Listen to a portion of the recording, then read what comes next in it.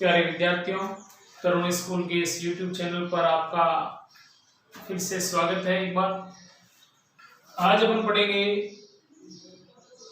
संसद के दो सदन, लोकसभा और राज्यसभा के बारे में। अपन ने पिछले वीडियो में पढ़ लिया था। आज अपन व्यवस्थापिका का हो या संसद का जो तीसरा अंग है राष्ट्रपति, यानी ये कार्यपालिका का प्रमुख प्रधान, इनके बारे में पढ़ेंगे, यानी राष्ट्रपति के बारे में पढ़ेंगे। वैसे अपने किताब के अंदर अगला टॉपिक था संसद के कार्य, लेकिन संसद के कार्य पढ़ने से पहले अपन संसद के तीसरा अंग या कार्यपालिका का प्रमुख राष्ट्रपति के बारे में पढ़ेंगे। क्यों कि लोकसभा निर्वाचन की पद्धति, लोकसभा सदस्यों की संख्या, लोकसभा का अधिवेशन वगैरह ये पॉइंट पढ़े तो राष्ट्रपति का निर्वाचन, इनका कार्यकाल, इनकी योग्यता, ये साथ में पढ़ेंगे तो ये तीनों चैप्टर अपने क्लियर हो जाएंगे। संसद के कार्य अपन पढ़ेंगे राष्ट्रपति के निर्वाचन की प्रक्रिया पढ़ने के बाद में।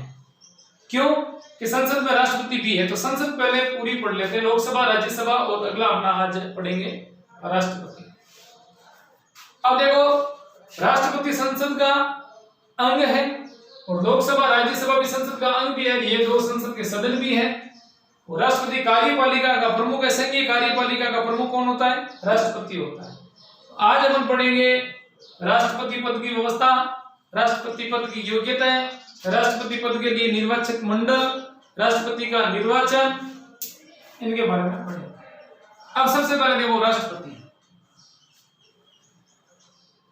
व्यवस्थापिका का जो उल्लेख है भारतीय संविधान के अनुच्छेद 79 में किया गया है, यानी अनुच्छेद 79 के तहत व्यवस्थापिका लोकसभा अनुच्छेद 81, राज्यसभा अनुच्छेद 80 और राष्ट्रपति पद की व्यवस्था अनुच्छेद 52 में है। और कार्यपालिका की शक्ति राष्ट्रपति में नियुक्त होगी, ये अनुच्छेद 53 कहता है।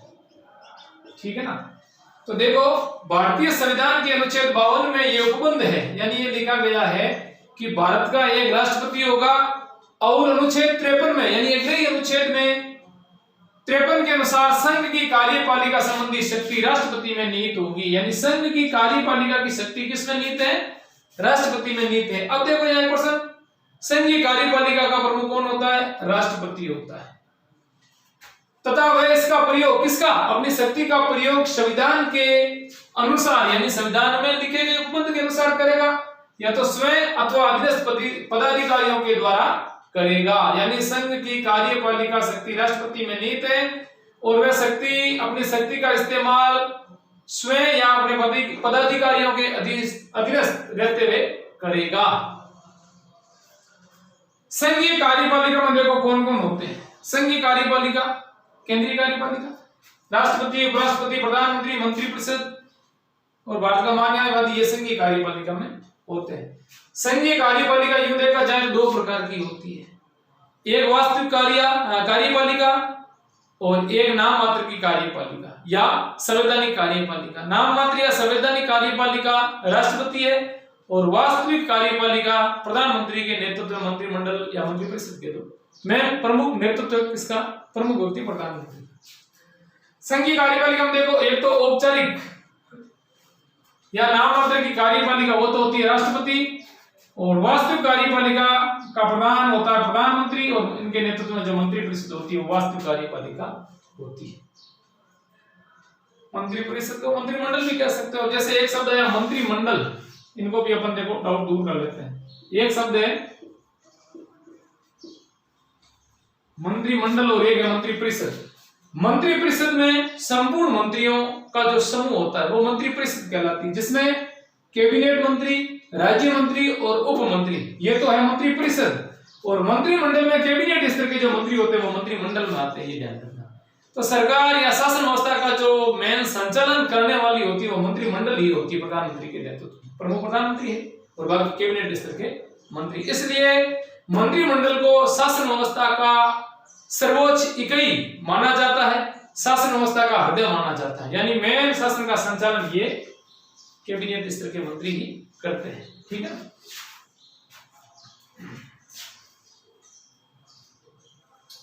आगे देखो, भारत में ब्रिटेन की तरह या ब्रिटेन जैसी संस्थात्मक शासन व्यवस्था, यानी संसदीय शासन व्यवस्था को अपनाया गया है। संसदीय शासन व्यवस्था क्या है, इसके बारे में अपन ने लोकतंत्र वाले पार्ट में थोड़ी जानकारी पढ़ी थी। संसदीयात्मक शासन व्यवस्था का मतलब है कि कार्यपालिका के जैसे दो प्रकार है ना, एक नाम मात्र की और एक वास्तविक। नाम मात्र की कार्यपालिका राष्ट्रपति और वास्तविक कार्यपालिका प्रधानमंत्री, ये संसदीय शासन व्यवस्था का उदाहरण है। यानी राष्ट्र का और सरकार का प्रमुख अलग अलग होता है। राष्ट्र का प्रमुख राष्ट्रपति होता है और शासन या सरकार का प्रमुख प्रधानमंत्री होता है। राष्ट्रपति अपने अधिकार और शक्तियों का इस्तेमाल करने के लिए मंत्रिपरिषद पर निर्भर रहता है। यानी राष्ट्रपति के अधिकार और शक्तियों का वास्तविक उपयोग करने वाला प्रधानमंत्री के नेतृत्व में यह मंत्रिमंडल होती है। यह संसदीय शासन व्यवस्था का उदाहरण है। कार्यपालिका दो प्रकार की होती है, जैसे भारत, इंग्लैंड। तो भारत में ब्रिटेन जैसी संस्थात्मक शासन व्यवस्था को अपनाया गया है। इसमें कार्यपालिका का वैधानिक या संवैधानिक प्रधान होता है कौन? राष्ट्रपति। यानी कार्यपालिका का वैधानिक या संवैधानिक प्रमुख जो होता है राष्ट्रपति, और एक दूसरा वास्तविक प्रधान होता है प्रधानमंत्री। वास्तविक प्रधान प्रधानमंत्री और संवैधानिक प्रमुख कौन होता है? राष्ट्रपति होता है।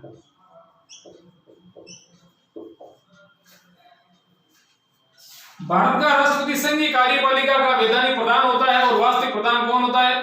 प्रधानमंत्री होता है। जैसे मैंने ऊपर भी लिख दिया, नहीं तो ये लाइन नीचे लिखी हुई है इसके जस्ट नीचे। एक तो होता है कौन? कार्यपालिका का वैधानिक प्रधान राष्ट्रपति, और एक होता है वास्तविक प्रधान प्रधानमंत्री। ये लाइन वापस यहाँ लिखी हुई है। भारत का राष्ट्रपति संघीय कार्यपालिका का वैधानिक प्रधान होता है और वास्तविक प्रधान प्रधानमंत्री होता है या मंत्रिमंडल होती है। अब देखो राष्ट्रपति पद की योग्यता है, यानी राष्ट्रपति बनने के लिए क्या क्या योग्यताएं होनी आवश्यक है। राष्ट्रपति की योग्यता में देखो, पहले योग्यता वही जो लोकसभा और राज्यसभा के लिए थी, वह भारत का नागरिक होना चाहिए। दूसरी, उसकी आयु कम से कम 35 वर्ष होनी चाहिए। देखो लोकसभा सदस्य के लिए कम से कम 25 साल, राज्यसभा के लिए 30 साल और राष्ट्रपति के लिए 35 साल होनी चाहिए। वह लोकसभा सदस्य बनने की योग्यता रखने वाला होना चाहिए। यानी लोकसभा सदस्य के जो योग्यता थी ना, पागल दिवालिया नहीं होना चाहिए, लाभ के पद पर नहीं होना चाहिए, ऐसी योग्यता रखने वाला व्यक्ति होना चाहिए। यानी उसमें लोकसभा सदस्य बनने की योग्यता होनी चाहिए। और अगला, संसद अथवा राज्य विधानमंडल के किसी सदन का वो सदस्य नहीं होना चाहिए। संसद का मतलब लोकसभा या राज्यसभा का, और विधानमंडल का मतलब है विधानसभा और विधान परिषद का सदस्य नहीं होना चाहिए। इसके अलावा भी अगर संसद समय समय पर कोई और नियम शर्त बना देती है तो उनकी पालना करनी आवश्यक है।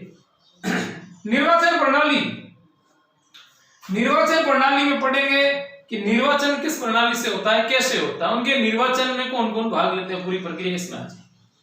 राष्ट्रपति का निर्वाचन अप्रत्यक्ष रूप से, इसका मतलब है सीधे रूप से मतदाता अपने प्रयोग का मतदान का प्रयोग नहीं करते हैं। अप्रत्यक्ष रूप का मतलब है कि वैसे नागरिक प्रत्यक्ष रूप से राष्ट्रपति के चुनाव में भाग नहीं लेते हैं, चुने हुए प्रतिनिधि भाग लेते हैं, इसलिए ये अप्रत्यक्ष रूप से।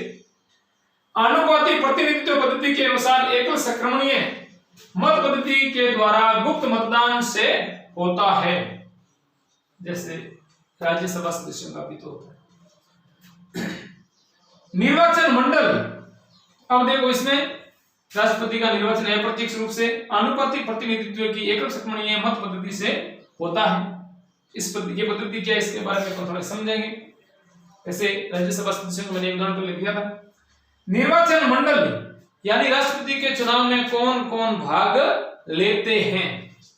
संसद के दोनों सदनों के निर्वाचित सदस्य, यानी लोकसभा और राज्यसभा के निर्वाचित सदस्य राष्ट्रपति के चुनाव में भाग लेते हैं। इसके अलावा प्रत्येक राज्य की विधानसभा के निर्वाचित सदस्य और संघीय क्षेत्र की विधानसभा के निर्वाचित सदस्य राष्ट्रपति के चुनाव में भाग लेते हैं। यानी राष्ट्रपति के चुनाव में राष्ट्रपति द्वारा मनोनीत सदस्य भाग नहीं लेते हैं और राज्यपाल द्वारा राज्य विधानसभा में मनोनीत सदस्य भी भाग नहीं लेते हैं, ये ध्यान रखना। विधानसभा और संघीय क्षेत्र की विधानसभा के निर्वाचित सदस्य भाग लेते हैं। अब देखो विधानसभा सदस्यों का मत मूल्य और सांसद सदस्यों का मत मूल्य कैसे ज्ञात किया जाता है? विधानसभा का मत मूल्य ज्ञात करने का एक सूत्र है, संबंधित राज्य या संबंधित संघीय क्षेत्र की जनसंख्या,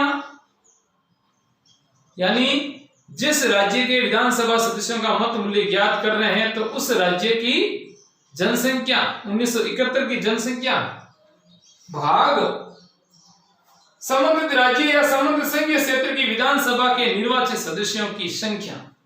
जैसे उदाहरण देते हैं हम, पहले ये सूत्र पढ़ लेते हैं, उसके बाद में आगे उदाहरण बताऊंगा। उसमें 1000 का भाग 1000, जैसे मैं यहां बता देता हूं आपको।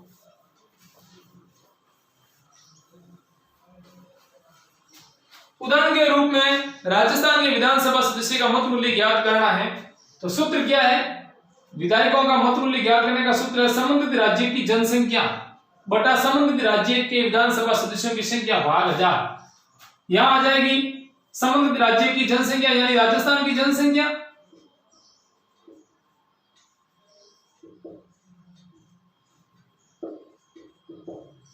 बटा राजस्थान विधानसभा सदस्यों की संख्या। राजस्थान विधानसभा में 200 सदस्य, तो 200 भाग 1000। 1971 की जनगणना यहां आ जाएगी, ठीक है ना, जो भी होगी। तो इस जनसंख्या में ये 200 क्या है? राजस्थान विधानसभा सदस्यों की संख्या, इनका भाग देंगे, फिर भाग लाएंगे, उसमें 1000 का भाग देंगे, तो क्या आएगा? एक विधायक का मत मूल्य आ जाएगा। एक विधायक का मत मूल्य आ जाएगा। चलिए, चुनाव में कितना लगभग 126-27 के लगभग, तो एक विधायक का मत मूल्य आ जाएगा। अब एक विधायक का मत मूल्य आएगा, उनको जितने विधायक उनसे गुणा कर दो, तो उस राज्य के कुल विधायकों का मत हो जाएगा। जैसे राजस्थान में 200 है, तो एक विधायक का जो मत मूल्य आया है, या जो एक विधायक का मत मूल्य आया, जो भी आया, उसको 200 से गुणा करेंगे तो उस राज्य के टोटल विधायकों का मत यहां आ जाएगा, ठीक है। अब देखो, दूसरा सूत्र है सांसद सदस्यों का मत मूल्य कैसे ज्ञात किया जाता है। सांसद सदस्यों का मत मूल्य ज्ञात करने का सूत्र है राज्यों और संघीय क्षेत्र की विधानसभा सदस्यों का कुल मत बटा संसद के दोनों सदनों यानी राज्यसभा और लोकसभा के सदस्यों की संख्या। यानी जैसे उदाहरण के रूप में यहां विधायक का मत मूल्य मान लेते हैं, जैसे 126,000 राजस्थान के एक विधायक का मत मूल्य ज्ञात किया, 126,000 इंटू 200 विधायक है। अब राजस्थान के सांसद सदस्यों की मत मूल्य ज्ञात करें तो उसमें 25 लोकसभा में प्लस 10 राज्यसभा में, इनका भाग देंगे, फिर जो भागफल आएगा वो एक सांसद का मत मूल्य आ जाएगा। एक सांसद का मत मूल्य, सांसद कितने हो, फिर एक सांसद का मत मूल्य आएंगे। सांसद है, राजस्थान की बात करें तो 35 है, ये जो मत मूल्य आता है उसको 35 से गुणा करो। अब ये 35 से गुणा करने पर सांसदों का मत बराबर विधायकों का मत होता है, यानी जितने सांसद सदस्यों का मत योग होगा उतना विधायकों का मत योग होगा, यानी ये बराबर लगभग बराबर होते हैं। तो ये दूसरा सूत्र हो गया सांसद सदस्यों का मत मूल्य ज्ञात करने का सूत्र। यानी एक विधायक का मत मूल्य ज्ञात विधानसभा सदस्य के मत मूल्य से ज्ञात कर लेते हैं, फिर उनको जितने विधायक होते हैं उनसे गुणा कर देते हैं, तो उस राज्य के टोटल विधानसभा सदस्यों का मत योग हमें प्राप्त हो जाता है। उस मत योग में उस राज्य के सांसद सदस्यों की संख्या का भाग दे करके एक सांसद का मत मूल्य ज्ञात किया जा सकता है। या तो अलग अलग ऐसे कर लो, या सभी राज्य और संघीय क्षेत्र की विधानसभा के सदस्यों का मत योग, विधानसभा सदस्यों का मत योग बटा संसद के दोनों सदनों यानी लोकसभा और राज्यसभा के निर्वाचित सदस्यों की संख्या का भाग देंगे, तो एक सांसद का मत मूल्य आ जाएगा। तो ये तो हो गए दो सूत्र, से मान करके अपन निकाल सकते हैं। अब देखो, राष्ट्रपति निर्वाचित होने के लिए क्या करना होता है? न्यूनतम कोटा प्राप्त करना होता है, यानी राष्ट्रपति चुनाव लड़ने वाले को न्यूनतम कोटा प्राप्त करना होता है। न्यूनतम कोटे का मतलब है कि जो कुल वोट पड़ते हैं ना, उनका आधे से एक ज्यादा मत प्राप्त करना जरूरी होता है। जब तक किसी को आधे से एक ज्यादा मत प्राप्त नहीं होता है, तब तक राष्ट्रपति निर्वाचित घोषित नहीं किया जाता है। तो न्यूनतम कोटे का सूत्र है, न्यूनतम कोटा ज्ञात करने का सूत्र है कुल वैध मत बटा निर्वाचित होने वाले सदस्यों की संख्या प्लस हर में 1 और अंश में 1 लगा, ये सूत्र है। अब कुल व्यक्ति मत का मतलब हो गया संसद के सदस्यों का मत प्लस राज्य और संघीय क्षेत्र की विधानसभा सदस्यों का मत, इन दोनों का योग बटा निर्वाचित होने वाले सदस्यों की संख्या, यानी निर्वाचित राष्ट्रपति तो एक निर्वाचित होता है, प्लस एक सूत्र कहता है इनके योग में प्लस 1 और जोड़ दो, तो जो कुल वोट है उसमें 1 प्लस 1 2 का भाग देंगे तो आधा हो जाएगा, प्लस 1 ये जोड़ेंगे, यानी 1/2 प्लस 1, यानी आधे से 1 ज्यादा मत प्राप्त करने पर ही राष्ट्रपति को निर्वाचित घोषित किया जाएगा। अगर किसी व्यक्ति को राष्ट्रपति का जो निर्वाचन होता है वो एकल सक्रिय अनुपातिक पद्धति से होता है। अब देखो उदाहरण के रूप में राष्ट्रपति के चुनाव में विधानसभा के निर्वाचित सदस्य और संसद के दोनों सदनों के निर्वाचित सदस्य भाग लेते हैं। जितने कैंडिडेट खड़े होते हैं, उदाहरण के रूप में अपन देखो, मान लो एक विधायक वोट देने के लिए मत पत्र होता है, जो मान लो 4 जने खड़े हैं, A, B, C और D।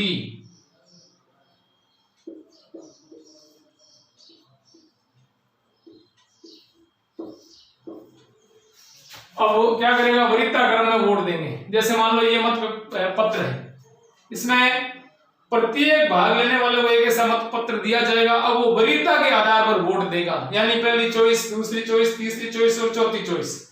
अब इसमें मतगणना होगी तो पहली प्राथमिक वरीयता वाले की होगी, यानी पहली चॉइस की।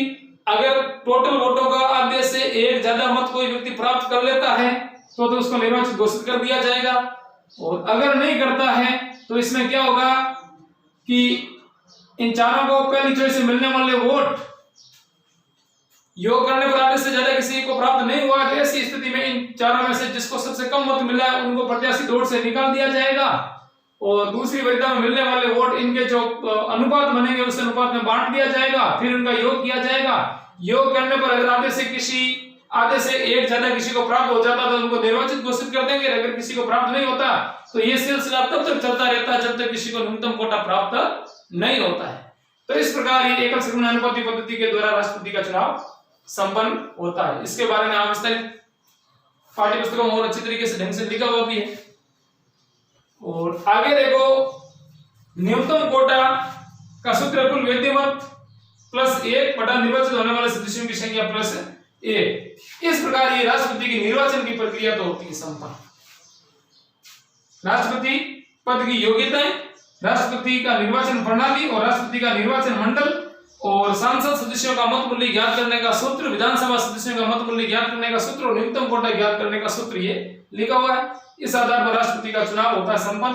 अब देखो, राष्ट्रपति को पद से हटाने की जो प्रक्रिया है, यानी समय से पूर्व पद से कैसे हटाया जाता है, क्यों हटाया जाता है, यानी हटाने के पीछे एक ही कारण है कि वो संवैधानिक प्रावधानों के अनुसार कार्य नहीं करता तो उनको हटाना पड़ता है, और नहीं तो उनका कार्यकाल वैसे, हाँ एक बात इसमें होगी, कार्यकाल, राष्ट्रपति का कार्यकाल वैसे 5 साल का होता है।